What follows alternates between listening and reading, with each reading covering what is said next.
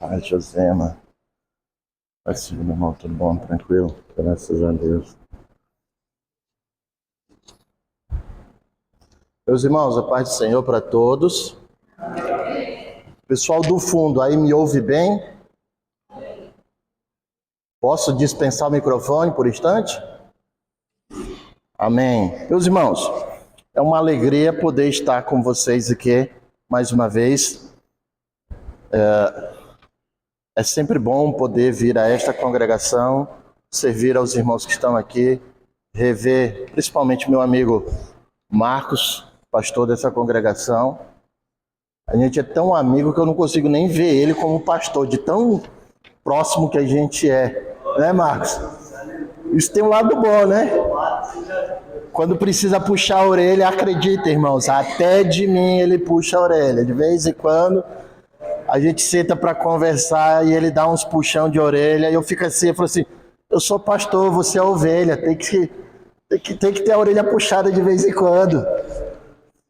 A gente vai caminhando e de vez em quando aparecem alguns carrapichos na lã da ovelha, né?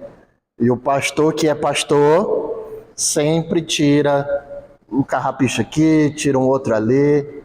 E pastor que é pastor por natureza, ele não olha e fala assim, essa ovelha não é do meu rebanho, eu não vou cuidar não. Ele sempre vai lá e, mesmo que a ovelha não seja do rebanho dele, ele vai lá e dá uma caprichadinha. A nossa lição tem por finalidade falar hoje especificamente do capítulo 16 de Marcos, de Atos dos Apóstolos, 16 de Atos dos Apóstolos. E esse capítulo, especificamente, ele vai ter 3 situações. E nas 3 situações, nós vemos o agir de Deus.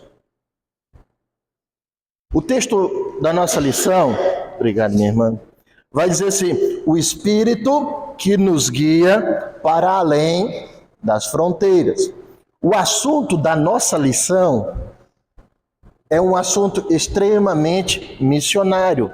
É um assunto que nos leva a fazer uma reflexão sobre a nossa atuação como ministros do Evangelho. Ser ministro do Evangelho, não pense que é só aquele pessoal que anda na igreja de gravatinha, bonitinho, que senta ali no púlpito. A expressão ministro do Evangelho foi designada a nós como aqueles que levam a palavra de Cristo aonde for necessário. No capítulo 16 de Atos dos Apóstolos, nós vemos logo no início uma briga. E aí me chama a atenção que nós somos o povo pacífico. Nós somos o povo que prega a paz, que prega o amor, mas às vezes tem briga no nosso meio. E por que isso acontece? Eu poderia aqui elencar vários fatores, mas eu quero colocar só 2. Primeiro, o que acontece em brigas no meio do povo de Deus? Primeira sugestão, por causa do egoísmo. Porque a nossa natureza ainda é egoísta.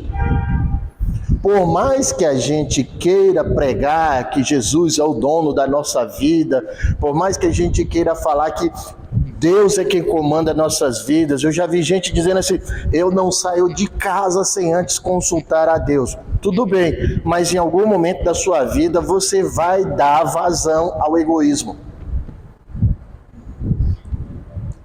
E querendo ou não, irmãos, isso mostra o quanto Paulo estava muito correto ao afirmar lá em Efésios que nós temos uma luta dentro de nós. E essa luta não é contra a carne, nem contra o sangue. Mas são contra principados e potestades e hostes das maldades que dominam as regiões celestiais. Essa luta interna nossa de querer fazer o bem e querer fazer o mal. E o apóstolo Paulo vai mais além, dizendo assim: quando eu penso em fazer o bem, eu já perdi o meu tempo fazendo o mal. Essa nossa luta interna de querer matar as nossas vontades também é classificada como matar o homem carnal. Por quê? Porque o próprio Paulo vai dizer assim: já não vivo mais eu, Cristo vive em mim. Se eu não estou vivo, quer dizer que eu estou morto. Perguntinha básica que eu sei que os irmãos já estão cansados de ouvir e de responder: morto tem vontade? Não diga isso, Marcos. Morto tem vontade, irmãos? Nós não sabemos. A gente é levado a crer que não, mas nós não sabemos. Eu nunca fiquei morto para dizer: olha, eu tive vontade de voltar a viver. Eu nunca vi uma pessoa, e olha que eu conheço um irmão, muito amigo da minha família, que esteve morto mais ou menos ali das 8 da noite até as 6 da manhã, ele esteve morto mesmo.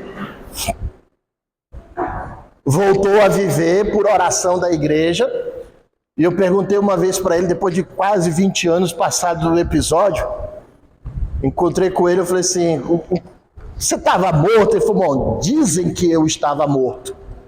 Olha a resposta dele: dizem que eu estava morto. Eu falei: mas o que você sentiu? Ele falou: para mim eu só dormi. Para mim eu só dormi.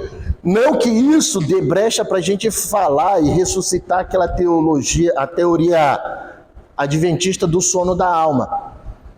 Mas para ele só dormiu. Por quê? Porque depois ele voltou a viver. A igreja orou, ele voltou a viver. Então, a gente coloca que o período de morte dele foi só um sono temporário.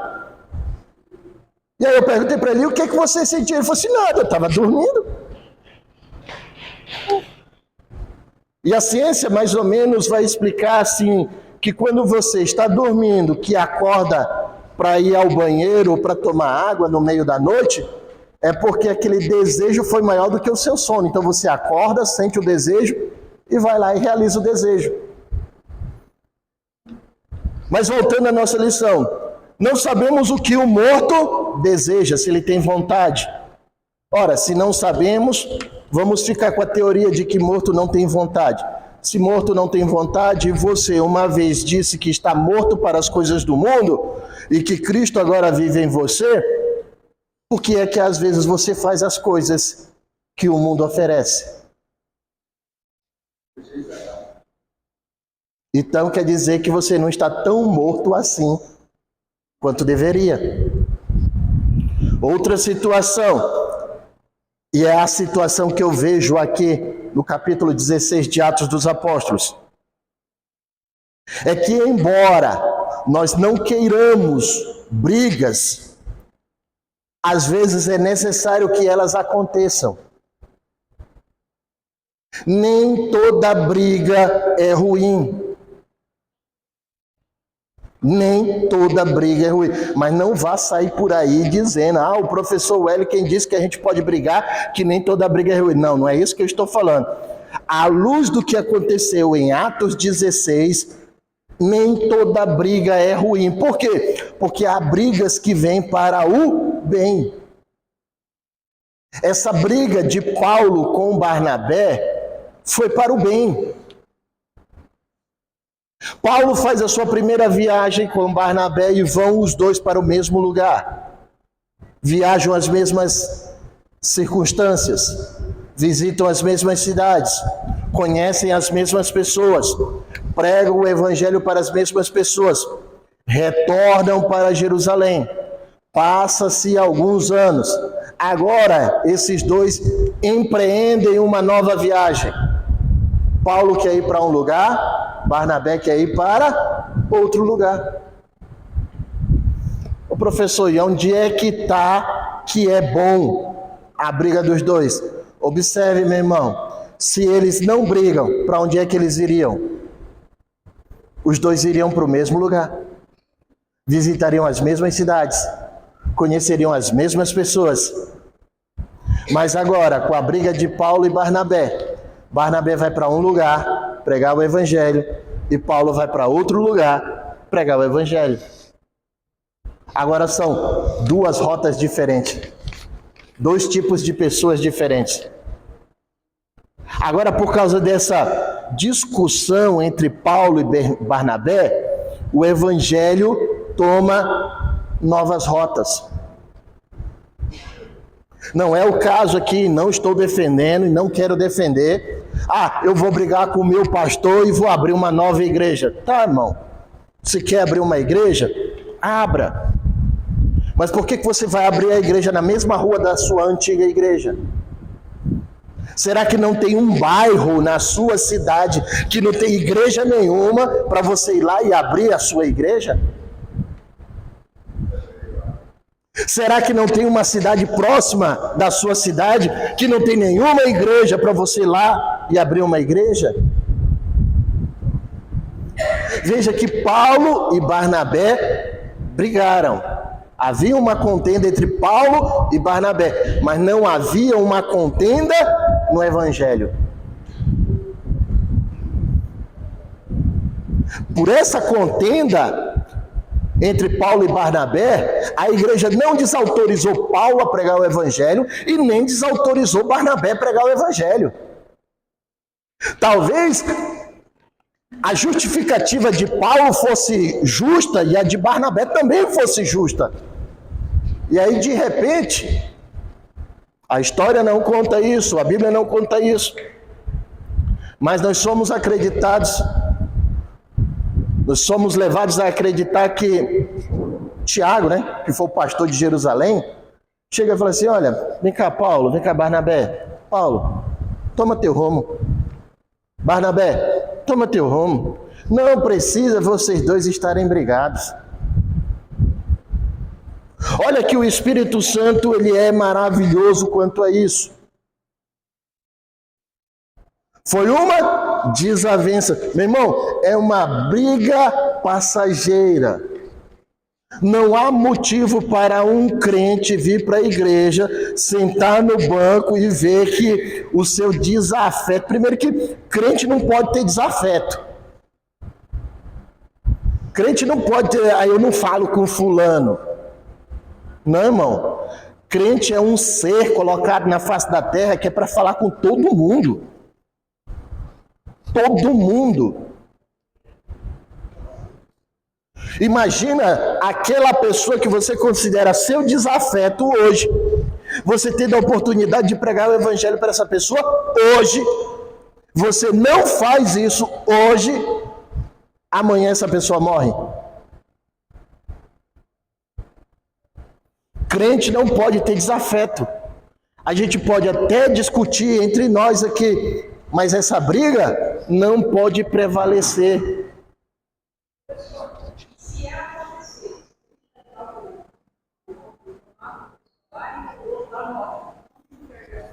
Aí ele vai ficar o resto da vida com esse peso na consciência. Ela vai pedir perdão para ele como?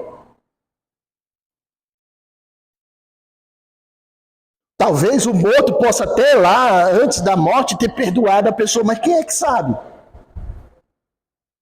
Quem é que sabe? Não se está falando aqui que não perdoou, não está se falando que é uma incógnita. Como é que você vai conviver com isso? Por isso, é bom que não haja contenda.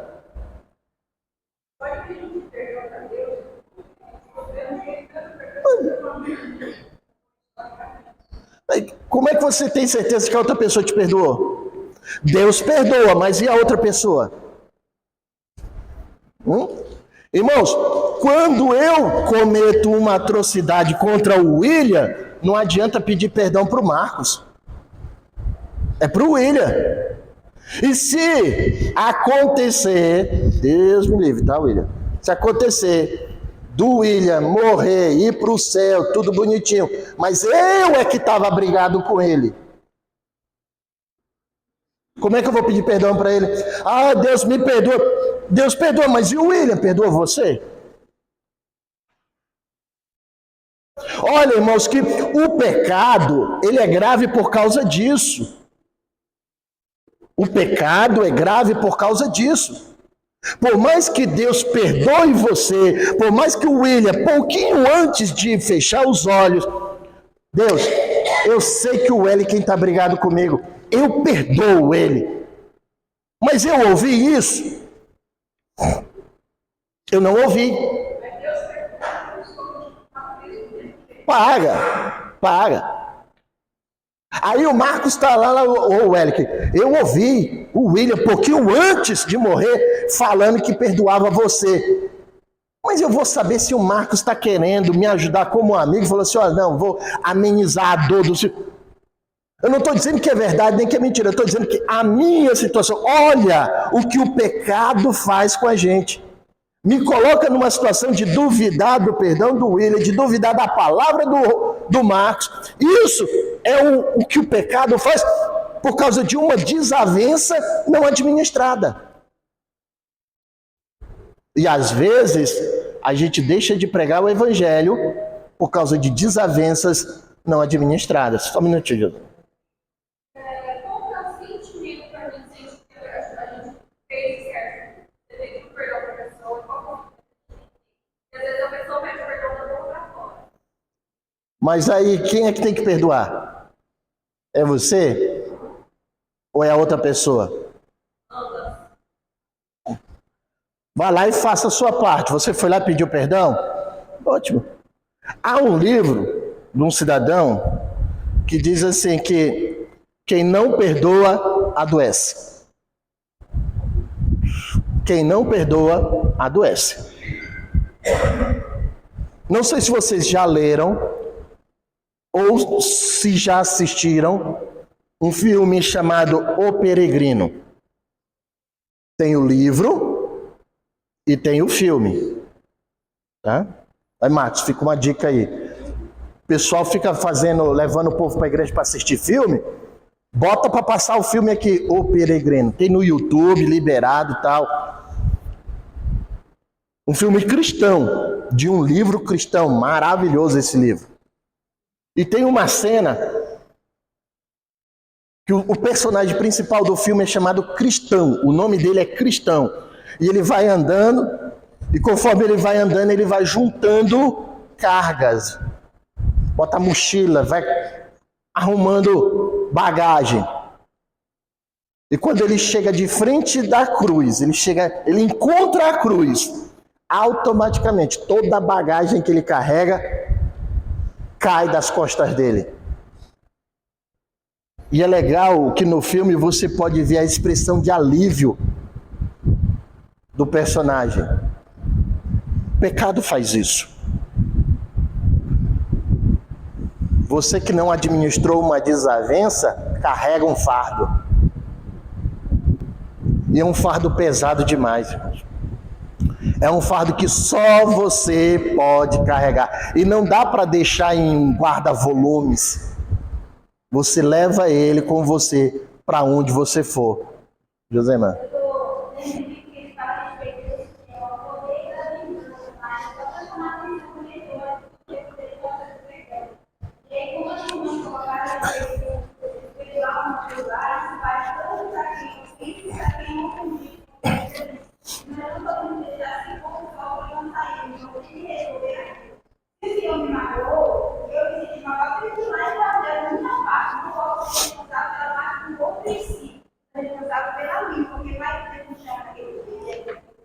E é interessante, irmãos, esse fato, porque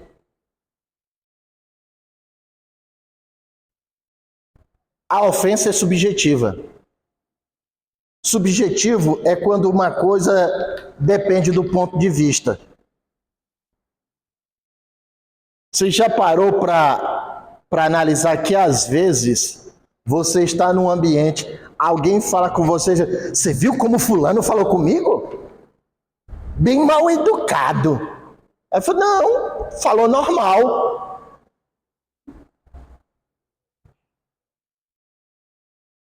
Eu li uma vez um livro que dizia assim, que a ofensa na grande maioria das vezes, não está na boca de quem fala, mas no ouvido de quem ouve.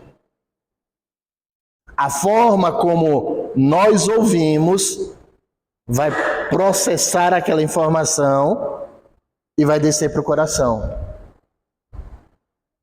E aí, meu irmão, por isso que é importante a gente mortificar o nosso homem. Porque quem ouve está vivo. Se você deixar o ser carnalzinho que tem dentro de você ouvir as coisas, ele vai ressuscitar. E vai dar trabalho para você. Mas aqui, irmãos, para não deixar vago, para não deixar aberta essa expressão, nós vamos ver, antes do final do livro de Atos dos Apóstolos, nós vamos ver que essa desavença entre Paulo e Barnabé foi superada. Eles não ficaram brigados eternamente. É tanto que Paulo até manda uma carta para Barnabé, e Barnabé diz: olha, estou pensando em passar aí para te visitar. Ele falou assim: olha, traz até João Marcos.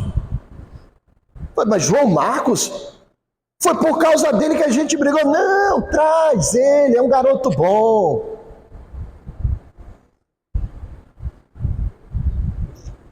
Aquela desavença no início do capítulo 16 foi a forma que Deus usou para espalhar o evangelho. E talvez, irmãos, essa seja a tônica daquilo que o Espírito Santo quer ministrar aos nossos corações nessa manhã. Que às vezes Deus usa as coisas ruins para alcançar pessoas que pelos caminhos bons nós não alcançaríamos. Não é de todo o exemplo, mas a gente precisa colocar a atenção em estado máximo e dizer assim: o que é que Deus está querendo? Deus está querendo trabalhar nisso daqui? Ou é simplesmente egoísmo do meu coração? Eu vou fazer um pequeno exemplo aqui para vocês.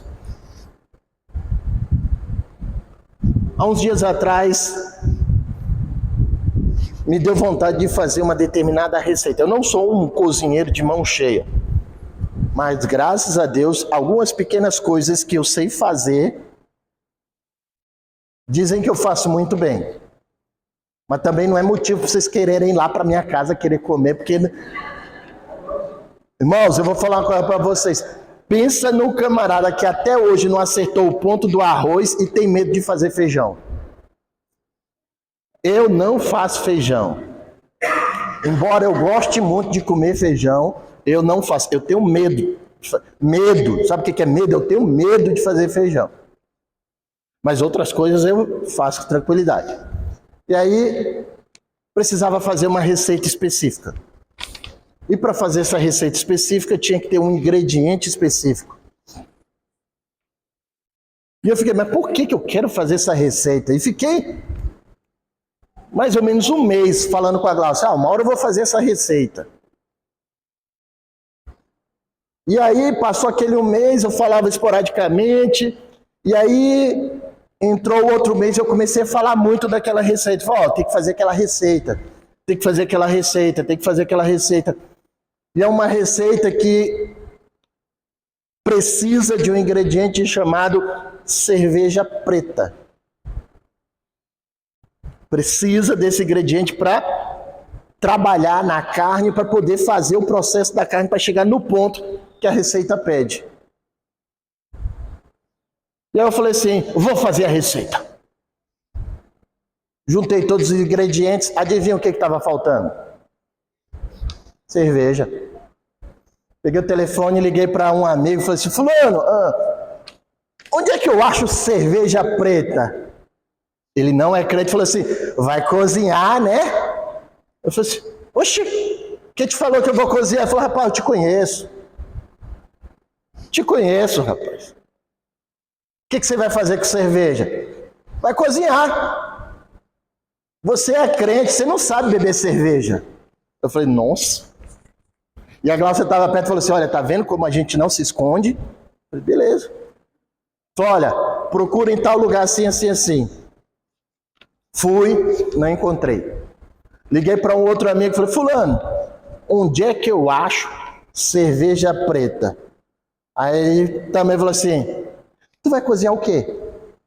Eu falei, vocês não acreditam que eu possa querer beber cerveja? Eu falei assim, não. Não, você é crente, você não bebe cerveja, você vai fazer o que com cerveja preta? E outra, se você fosse beber cerveja, você não ia querer começar pela preta. Eu falei, oxi. Eu falei, tem toda uma ciência por trás disso. Eu falei, então precisa estudar essa ciência. Conversei com ele e falei, rapaz, qualquer bar tem cerveja preta. Eu falei, sério? Eu falei, sério. Tá bom. A minha casa, numa esquina, tá os fundos de uma congregação da nossa igreja. Na outra esquina tem um bar. Aí eu falei assim, Glaucio, eu vou ali no bar. Entrei no bar, conversei com o dono do bar, não tinha ninguém. Eu falei, o senhor tem cerveja preta? Aí ele falou assim, tenho. Eu falei, o senhor me vende? Eu falei, vendo. Aí meti a mão no bolso, peguei a carteira, tirei o cartão. Aí falou assim, só Pix. Eu falei assim, ô meu senhor, eu deixei o telefone ali em casa. Eu vou lá buscar o telefone e eu volto aqui. Ele falou, não, pode levar. Eu falei assim, pode levar? Ele, pode. Eu falei, mas... Eu falei, meu irmão... Aí ele olhou para mim e falou assim, meu filho, eu sei quem você é. Eu conheço todo mundo aqui nessa rua. Eu sei quem você é, eu sei onde você mora, eu sei os seus hábitos. Eu sei que você não vai me dar o calote aqui. E você é o único morador dessa rua com quem eu ainda não falei. E outro dia eu estava em casa e perguntei para Deus, por que é que eu ainda não tinha conversado com você? E na hora eu falei assim, tem alguma coisa aqui além da cerveja. Conversei com ele, ele chorou, me contou a vida dele. Falei, posso orar pelo senhor? Eu falei, pode. Orei. Levei a cerveja para fiado. Um crente que vai comprar cerveja, a primeira vez que vai comprar cerveja, ainda é fiado.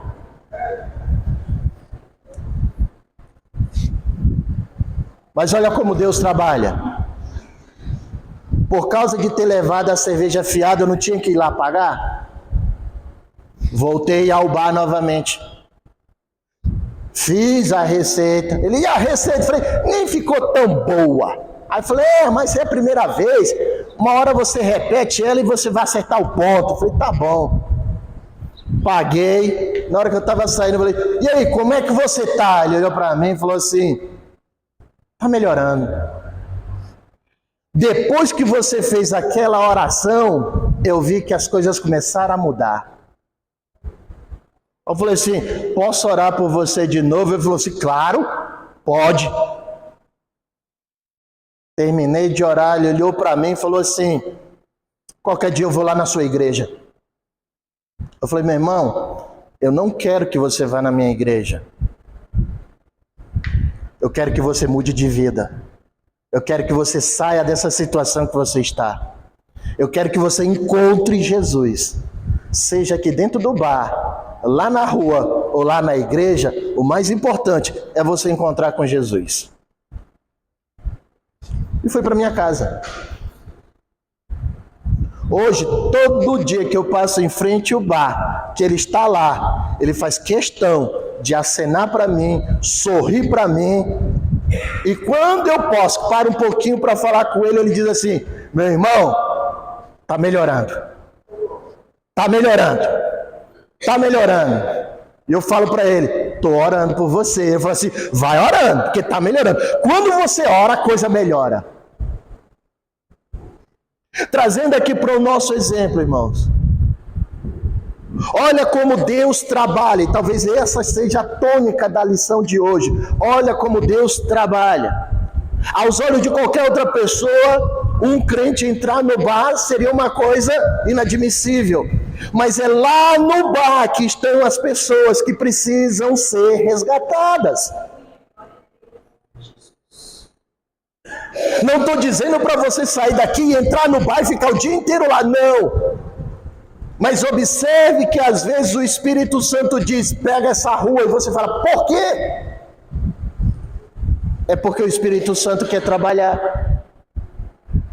Paulo e Barnabé se davam muito bem, mas teve uma hora que um quis ir para um lado, o outro quis ir para outro lado, e falou, por que se eles estavam bem o tempo todo? Porque era da vontade do Espírito Santo separar esta dupla, para que o Evangelho alcançasse mais vidas. A desavença foi o motivo da separação, mas eles não permaneceram brigados. Quando a gente se deixa levar pela vontade do Espírito Santo, qualquer desavença que haja entre nós, ela é superada pelo agir do Espírito Santo. Barnabé e João Marcos tomaram um rumo. Paulo toma como companheiro de viagem um jovem chamado Silas e toma o seu rumo. Andando nas suas viagens, Paulo para numa determinada cidade e começa a pregar o Evangelho. Uma mulher chamada Lídia ouve a mensagem do Evangelho. E olha só, irmãos, Lídia não era qualquer mulher. Lídia era uma mulher rica. E há uma diferença aqui entre ser rico, não cristão, e ser rico, cristão. Lídia era uma mulher rica, comerciante, que colocou toda a sua fortuna à disposição da pregação do Evangelho. Nós não sabemos aonde Paulo e Silas estavam hospedados. Mas essa mulher, ao ouvir a pregação de Paulo, com certeza ela falou assim, esse é um homem de Deus. Ele não pode ficar em qualquer lugar.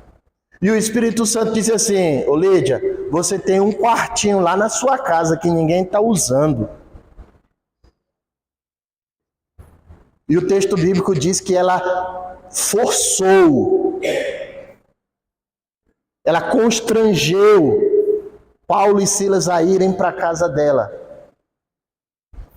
E pelo fato de irem para a casa dela, eles passaram a ser alimentados por ela. Lídia não dava só o quartinho. Lídia dava as refeições e tudo que Paulo e Silas precisassem. Para quê? Para poder pregar o Evangelho. Irmãos, o Deus que envia para pregar o Evangelho também é o Deus que sustenta aqueles que são enviados. Professor, o que o senhor está querendo dizer agora? O que agora eu estou querendo dizer é que se eu não posso ir aonde o Evangelho precisa chegar, eu posso contribuir para que aquele que vai possa chegar mais rápido e com determinado conforto. Imagina, irmãos, você chegar num local onde você não conhece ninguém para pregar o Evangelho.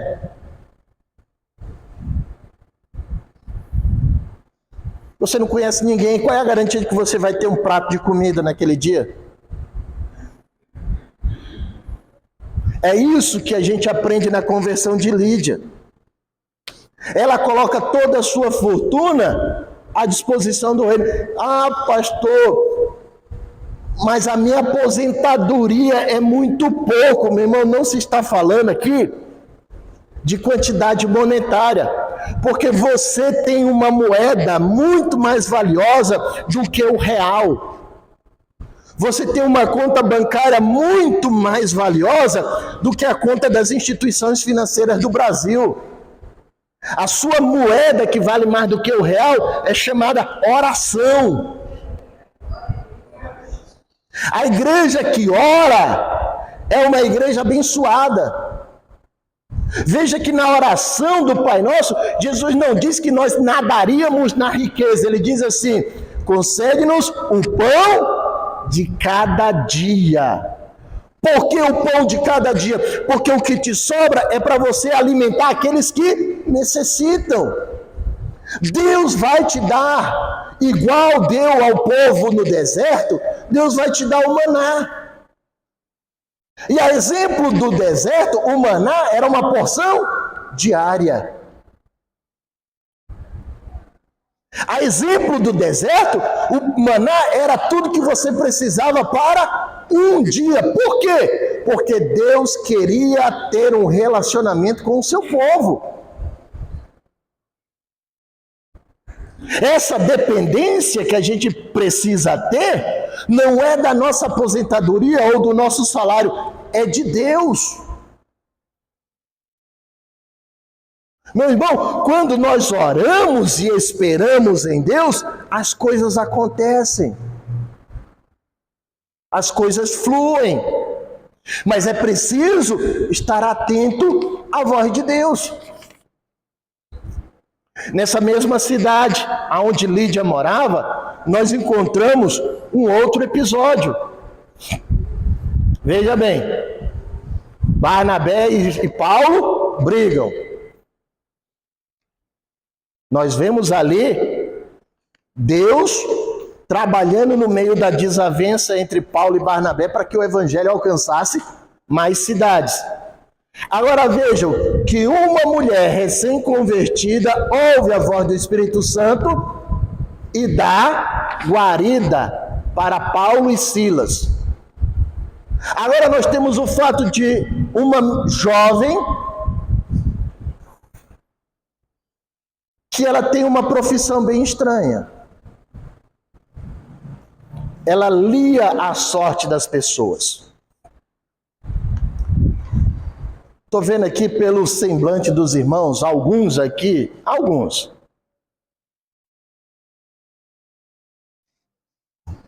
Eu acho que o William não, que o William é muito novo.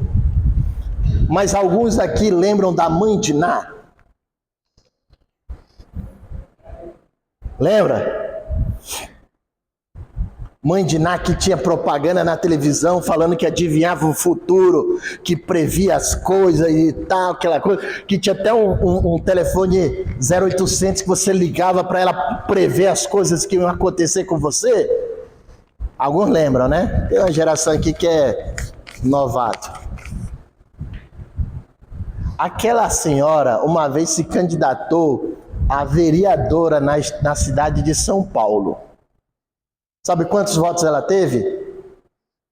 614. Irmão, 614 votos não elege aqui em Vilhena. Imagina em São Paulo.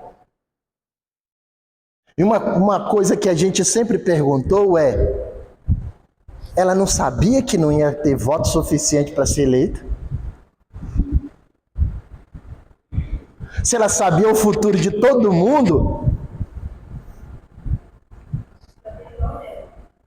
Não, mas se eu sei o futuro de vocês, eu sei quem vai votar em mim e quem não vai votar.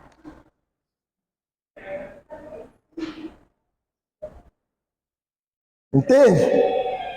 Então, essa situação de querer adivinhar o futuro é complicado, irmãos. Ué, professor, e crente não pode saber o futuro? Não pode, irmãos. Crente pode saber o futuro, sim.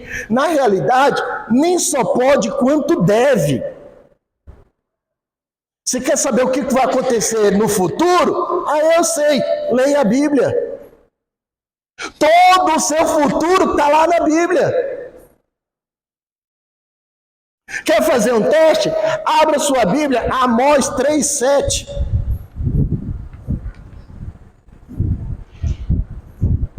Vamos lá, vamos ver, Marcos. Vamos ver quem é que sabe onde é que está Amós.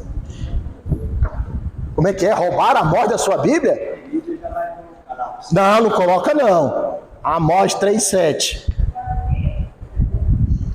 O que está dizendo? Certamente o Senhor Deus não fará coisa alguma sem primeiro revelar o seu segredo aos seus servos e profetas. O Senhor não faz nada sem antes revelar aos seus servos. Olha um exemplo disso. Quando foi que João Batista morreu? Mais ou menos no ano 96 da nossa época.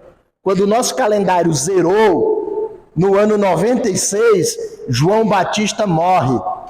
Ele já tinha escrito o livro do Apocalipse. João Batista não, João. O Batista morre no início do Evangelho de João. Desculpa. Aí tá vendo?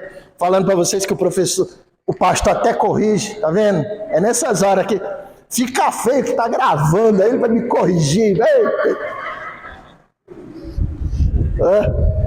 Para vocês verem, é pastor, né? A gente comete erro de vez em quando. João escreve o Apocalipse. Se nós colocarmos na ponta do lápis arredondando bonitinho,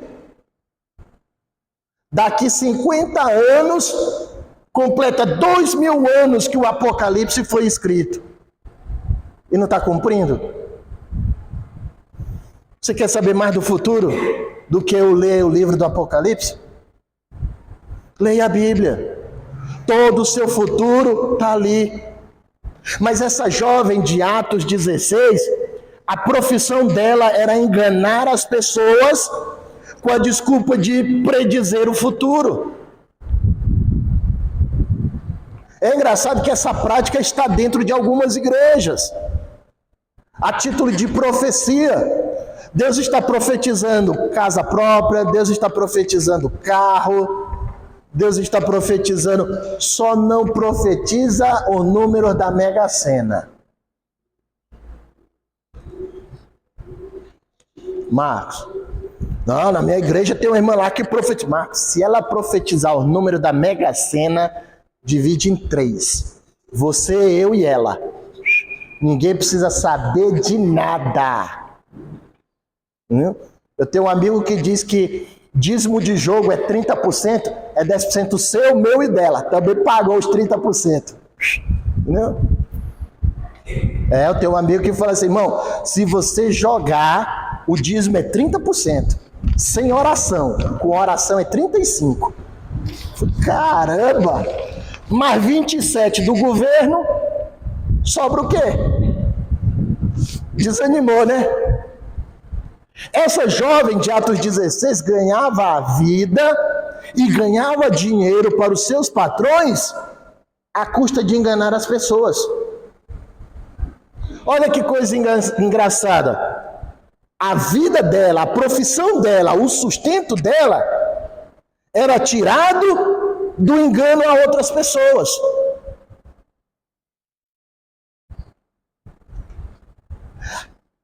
A vida dela era falar mentira.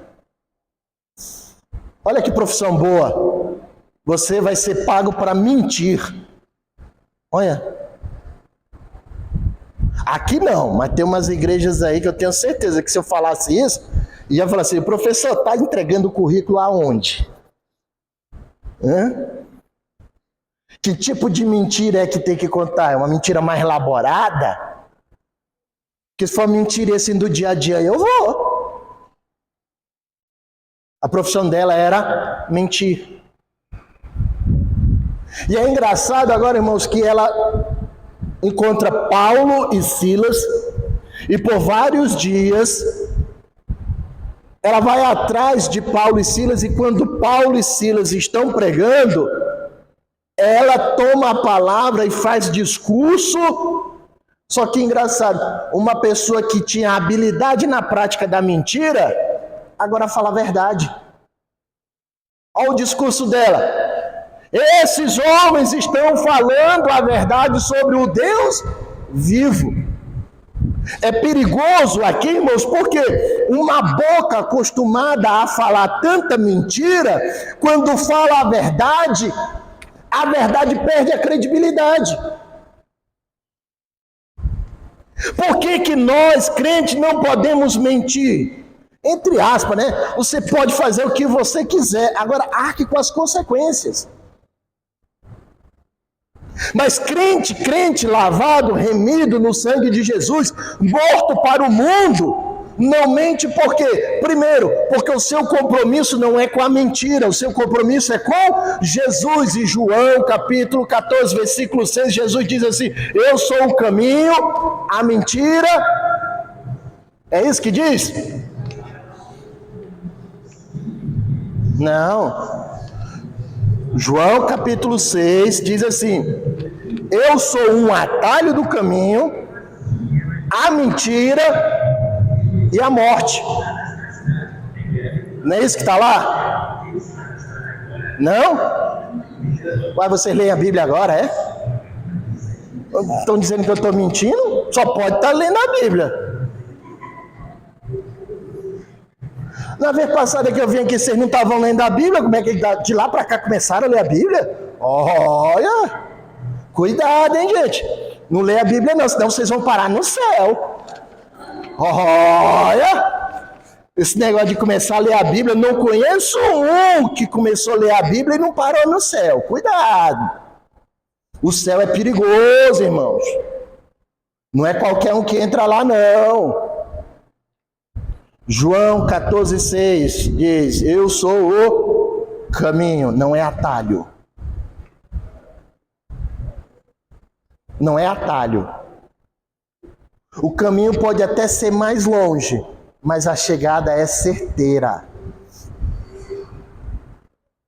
Eu sou a verdade. Se você tem compromisso com Jesus, automaticamente você não tem compromisso com a mentira. Eu tenho compromisso com Jesus, então pronto, irmão. Crente que tem compromisso com Jesus não pode andar mentindo. Crente que por aí, que ainda anda mentindo, não tem compromisso com Jesus. Por quê? Porque ele diz que é a verdade. Ele não disse eu tenho a verdade, ele disse eu sou a verdade. Jesus disse que não pode sair da mesma boca uma palavra boa e uma palavra má. Jesus diz que no nosso coração está aquilo que vai sair pela nossa boca. Se há maldade no nosso coração, então sairá maldade pela nossa boca. Se o meu coração está cheio de mentira, então sairá mentira pela minha boca. Agora, se lá atrás eu disse que não vivo mais, Cristo vive em mim, e aí Paulo vai falar em Coríntios, vocês são o templo do Espírito Santo, porque ele habita dentro de vocês. Se ele habita dentro de vocês, e ele é a verdade, por que da boca de vocês sai a mentira? Não dá para acreditar nisso, irmãos. Uma boca que é acostumada a falar mentira, quando começa a falar a verdade, dá problema. Por quê? Quem é que acredita?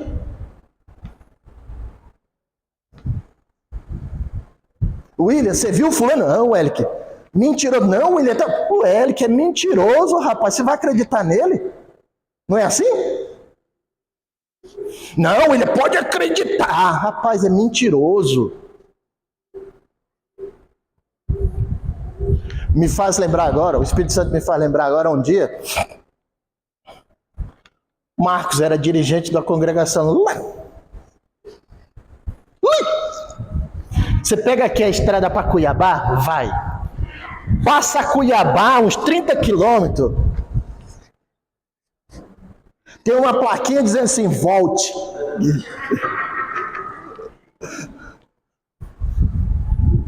Marcos me pediu para ir lá dar aula. Eu fui. Só que eu cheguei um pouquinho atrasado. Aconteceu uma fatalidade, não lembro agora o que era. E eu cheguei um pouquinho atrasado.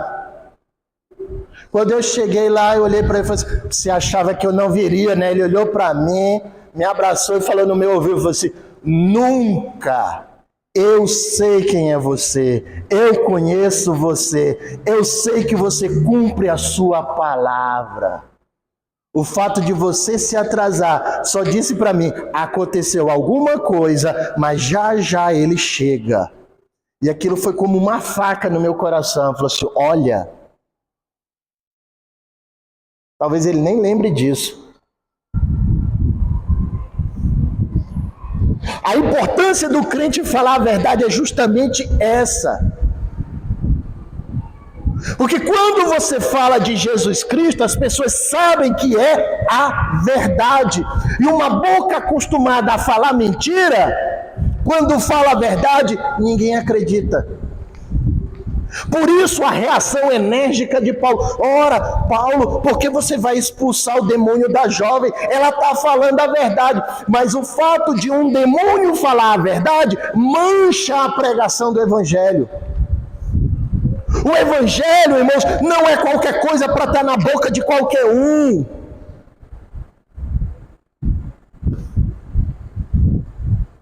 Alguns crentes não pregam o evangelho, e é até bom que não preguem, porque ninguém sabe discernir quando sai verdade e mentira da boca dele.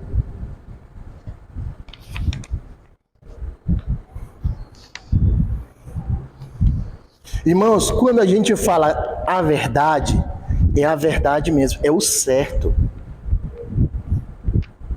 Verdade também é sinônimo de coisa certa. Não dá para falar a verdade e praticar o errado. Eu vou falar uma coisa aqui para vocês que é boba demais. Mas se você pratica esse ato, com certeza, depois de hoje, você não vai mais praticá-lo. Você sai de casa para ir ao mercado. Chega lá, você estaciona o seu carro em qual vaga? Naquela que está escrito idoso? Você tem autorização para estacionar naquela vaga? Tem gente que não sabe. Não é porque você tem mais de 65 anos que pode estacionar naquela vaga. Tem que ter o cartãozinho no painel do carro para estacionar naquela vaga. E sabia que se eu pegar o seu carro com o cartão no painel, eu posso estacionar lá? Quem está habilitado lá não é o motorista, é o carro. O carro pode parar naquela vaga. Ah, mas eu estou com pressa, meu irmão. Não interessa o tamanho da sua pressa. Se você não tem autorização para parar naquela vaga, você está errado. E se você está errado, você está pecando.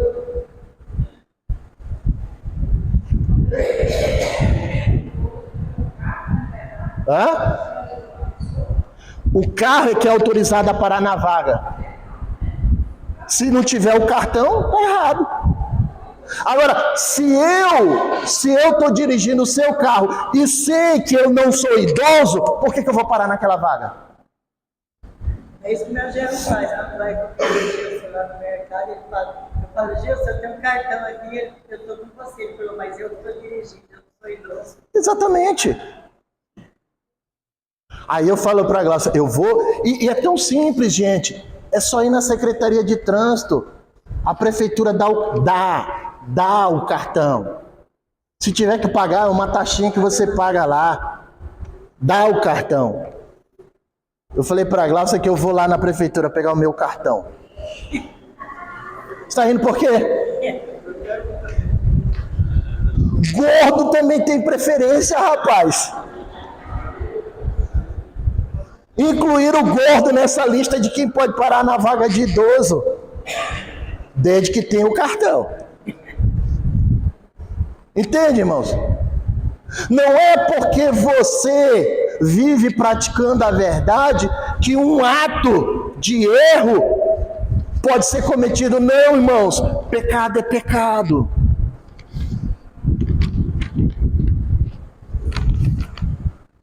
Por causa de expulsar o demônio daquela jovem, Paulo e Silas foram para a prisão. E aqui eu aprendo outra coisa maravilhosa.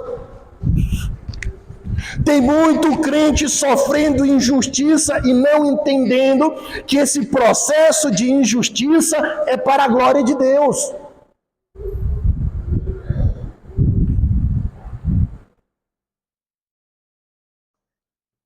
Eu fui demitido de um trabalho e todos os meus amigos falaram assim: se eu fosse você, eu ia na justiça, processava a empresa. Eu falei, para quê? Para quê? Ah, os meus direitos. Eu falei, que direito que eu tenho? Que direito? Ah, mas você está sendo injustiçado. Sim, eu estou sendo injustiçado. Mas qual é a Bíblia que eu leio? Porque a Bíblia que eu leio diz assim: o Senhor diz, minha é a vingança, eu a executarei. Se a vingança é do Senhor, por que que eu vou processar a empresa onde eu trabalhava? Ainda mais se a empresa estiver errada.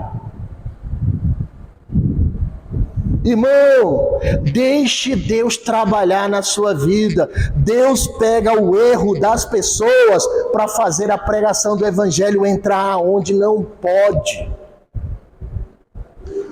Ah, por que Paulo e Silas foram presos? Paulo e Silas foram presos, irmãos, porque precisavam salvar um carcereiro. Irmãos, se Paulo e Silas não vão para a cadeia, quem é que ia pregar para o carcereiro? Pensou, Marcos?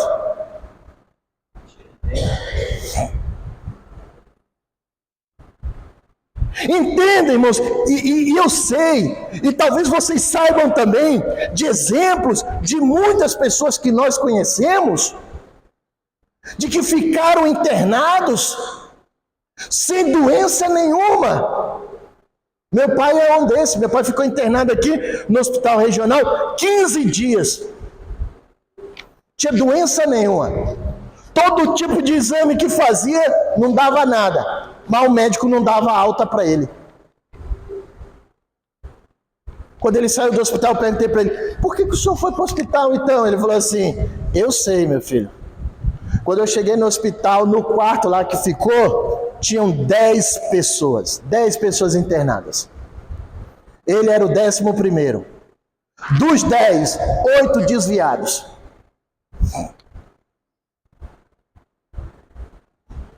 Eu falei: o que o senhor fez? Ele falou: eu preguei para eles.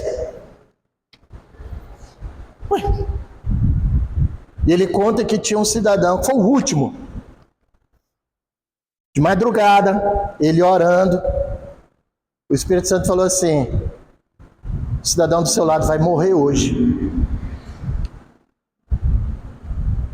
Eu falei: mas Jesus, ele vai morrer hoje. Não, mas hoje é a cirurgia dele. Ele vai morrer na cirurgia. Quando meu pai viu que o rapaz estava acordado, estavam servindo café, e ele, por causa que ia fazer a cirurgia, não podia se alimentar. Ele conversando com meu pai falou assim: hoje você vai morrer. Deus falou para mim que você vai morrer hoje. A hora de você se acertar com Deus é agora. Você vai entrar na cirurgia, mas não vai voltar.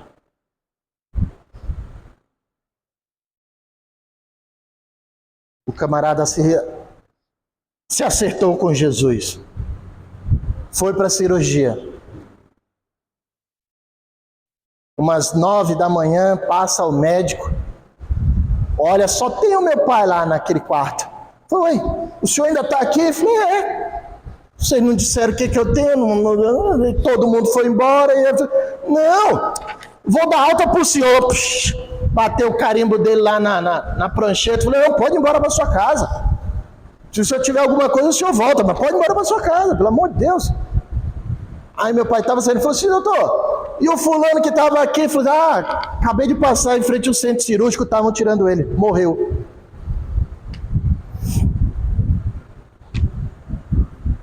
Vocês conseguem compreender que Deus pega as coisas ruins para alcançar pessoas?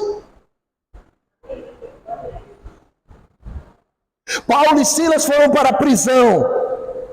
Não é porque estavam pregando o evangelho, é porque precisavam alcançar o carcereiro. O carcereiro estava de plantão, não podia sair para ouvir a mensagem. Então Deus leva os pregadores até o carcereiro. Olha só o fato, irmãos, é só você analisar aonde que você vai estar preso numa cadeia, as portas se abrem e você não foge.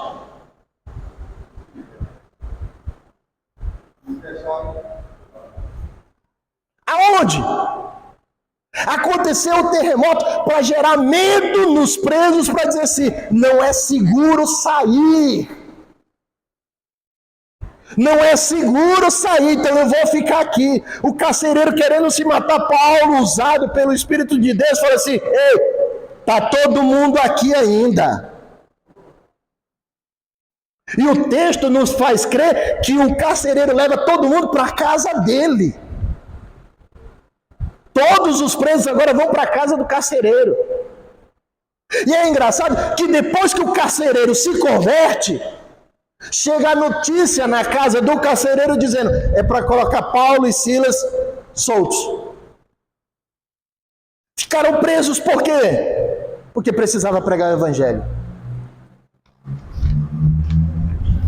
Deus usa todos os artifícios que ele puder usar para colocar a gente no local exato aonde a mensagem do evangelho precisa ser pregada. E aqui certa vez, uma pessoa que trabalhava com a gente fez um pedido para orar, fazer uma oração para o pai dela que estava no hospital. E eu não fui. Falou umas 2 vezes. E eu não fui. E naquela circunstância, minha filha quebrou o braço. Daí eu fui levar a minha filha para o hospital. Aí agora você foi obrigado aí. Quem foi encontrei? Mas na hora eu entendi. Deixa eu ver. Encontrei. Você está com meu pai. Eu falei, você está no leito. Você não vai lá fazer aquela oração? Pronto. Não vai. Cheguei lá, orei, surgiu desviado, um câncer, reconciliou com Jesus, partiu para a eternidade com Jesus, mas para isso que ele teve que acontecer. Não é uma coisa bonita falar, mas precisou a sua filha quebrar o braço. Exatamente. Deus leva. Oh, que é isso, professor? Irmãos, às vezes pequenas tragédias acontecem com a gente porque nós não somos sensíveis à voz do Espírito Santo. Vamos fazer um resgate aqui? Lembra da minha aventura culinária? Se eu não quisesse fazer aquela bendita receita, como é que estaria o dono do barzinho lá perto da minha casa? Eu volto a falar, a receita não foi das melhores. Não. Mas o efeito da receita foi. Por causa daquela receita mal elaborada, talvez até o rapaz tenha falado a verdade. Não, foi a primeira vez, se você repetir mais algumas vezes, você pega o ponto certo. Mas a verdade é que eu não me animei mais para fazer aquela receita. E às vezes eu fico lembrando disso, falando, mas por que eu queria tanto fazer aquela receita? Não é que eu queria fazer a receita, é que fazer a receita precisava do ingrediente que eu só acharia naquele local. E naquele local foi aonde o dono do bar ouviu falar do evangelho. Às vezes o pneu do seu carro fura, porque Deus tem um propósito. Talvez é o borracheiro precisando ouvir falar do evangelho. Às vezes, você vai para o hospital sem nenhum motivo aparente, não é sem razão. É porque alguém lá na triagem precisa ouvir falar do evangelho. Às vezes, você sai de um emprego e vai para outro, porque lá dentro Deus tem uma pessoa que precisa ouvir falar do evangelho. Isso aconteceu comigo. Eu trabalhava na Caixa Econômica de Cerejeiras. Eu só consegui sair de lá quando uma colega de trabalho, um dia chorando comigo, olhou para mim e falou assim: agora eu consigo voltar a orar. Eu tinha uma mágoa muito grande no meu coração. Eu não conseguia orar porque eu culpava a Deus por algumas coisas na minha vida. E durante o trabalho, a gente conversando, e eu falava de Jesus para ela. No dia que ela pronuncia isso, olha, eu consigo agora orar, consigo falar com Deus, não foi uma semana, eu fui transferido para cá. E eu lutei 1 ano para ser transferido, e não tinha como. Foi só a colega de trabalho falar assim: agora eu orei, eu consegui orar essa noite. Eu falei: glória a Deus. Aí a gerente chega e fala assim: ó, saiu a sua transferência. Como? Você entende, irmãos, que às vezes a gente passa por situações por causa do Evangelho? Não é à toa, irmãos, que o seu gás acaba do nada. Talvez é a oportunidade que Deus tem. Talvez é a oportunidade que Deus tem colocado na sua vida para você pregar o Evangelho para sua vizinha. Ô vizinha, me empresta um tempero aí. É o gatilho que Deus coloca para dizer assim: olha, vai lá e prega o Evangelho. Quer falar, José?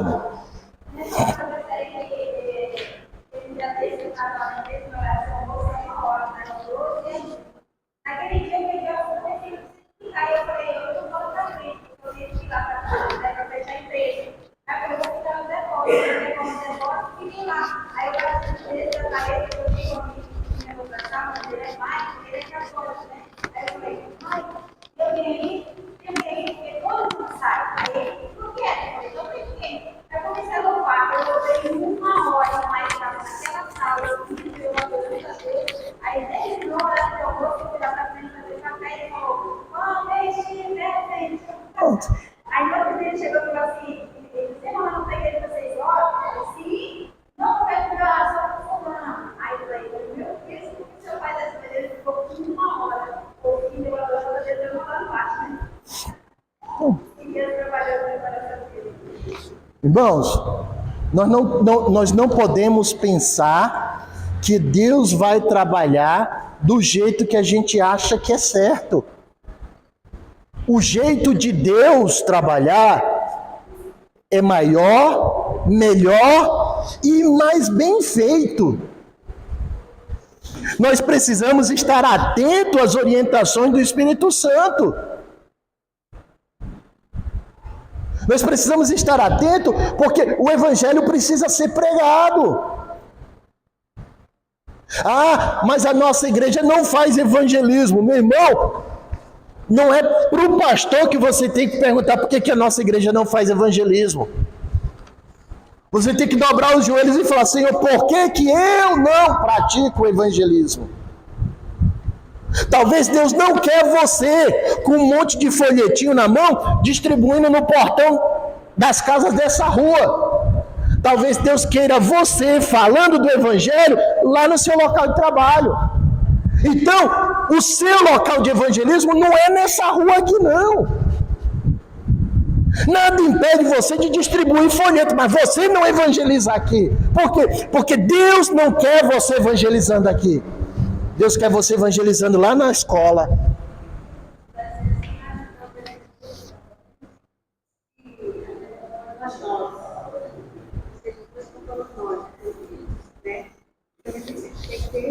Eu vou fazer, né? E não pode distribuir o folheto. Chegar e conversar, pegar com Deus da pessoa, para trazer ele para a igreja, né? A vez você vai uma vez, vai 2, primeira, né? Você tem que fazer a pessoa pegar confiança e você poder trazer. Eu convivi com um rapaz, a gente estudava na mesma sala 2 anos. 2 anos. Eu nunca falei do evangelho para ele. Nunca abri a minha boca para dizer assim: olha, não, nunca falei do evangelho para ele. Final do curso, tinha formatura. Muito comum, depois você vai lá, cumprimenta as pessoas, se despede e tal. E aí esse rapaz chegou para mim e falou assim, olha, obrigado por me apresentar quem é Jesus. Eu falei assim, oxe, mas eu nunca falei de Jesus para você. Ele falou assim, aí é que tá. Você nunca falou de Jesus para mim, mas o tempo todo você viveu um evangelho que prega Jesus. Às vezes, irmãos, a nossa maior arma de pregar não é a boca, é o modo de viver. Nós precisamos estar sensíveis à voz do Espírito Santo. Se ele disser para você hoje, entre aqui, entre. Mas como Paulo e Barnabé brigaram, falaram assim, não vão os dois juntos. Por que não pode os dois juntos? Até que brigaram. A verdade prática da nossa aula de hoje diz, o Senhor que envia, que capacita, que dá todas as ferramentas, também é o Deus que impede. Para finalizar, a nossa lição vai terminar com um texto dizendo que Paulo queria ir para uma localidade e o Espírito Santo impediu Paulo de ir. Por quê? Porque era para ir para Macedônia. Paulo queria subir no sentido do mapa e o Espírito Santo dizendo, desce. Imagina se Paulo é desobediente. Irmãos, a pregação do Evangelho é do jeito que o Espírito Santo quer. E Ele vai lhe dar todas as ferramentas necessárias para você pregar o Evangelho do jeito que Ele quer. Não pregue o Evangelho com um pedaço de pau e 3 pedras na mão. Evangelho não é não pode. Evangelho não é você vai para o inferno. Tem muita gente querendo evangelizar a pessoa, dizendo, se você fizer isso, você vai para o inferno. Não, irmão, o Evangelho não é uma passagem de ida de primeira classe para o inferno. O Evangelho é uma passagem de classe econômica para o céu. Tem dificuldade? Tem. Tem tribulação? Tem. Mas tenha certeza que se chegar na porta do céu, vai entrar. A pregação do Evangelho é isso. Estejamos sensíveis a ouvir as estratégias que Deus tem para esta igreja. Senhor meu Deus, graças te damos, louvado e exaltado seja o teu nome. Que a tua graça, a tua misericórdia e a bondade do teu Espírito possam fortalecer os nossos corações, possam entrar em nossas vidas e que possam nos tornar mais sensíveis à pregação do Evangelho. Ajuda-nos, Senhor, a ver qual a estratégia que o Senhor tem para que eu e esta congregação possamos individualmente pregar o Evangelho de forma mais ativa, que sejamos mais sensíveis ao teu toque, sensíveis ao teu falar, sensíveis ao teu querer, no nome de Jesus Cristo. Amém. Eita, Paulo. Vamos para as nossas perguntas agora, irmãos. Peraí.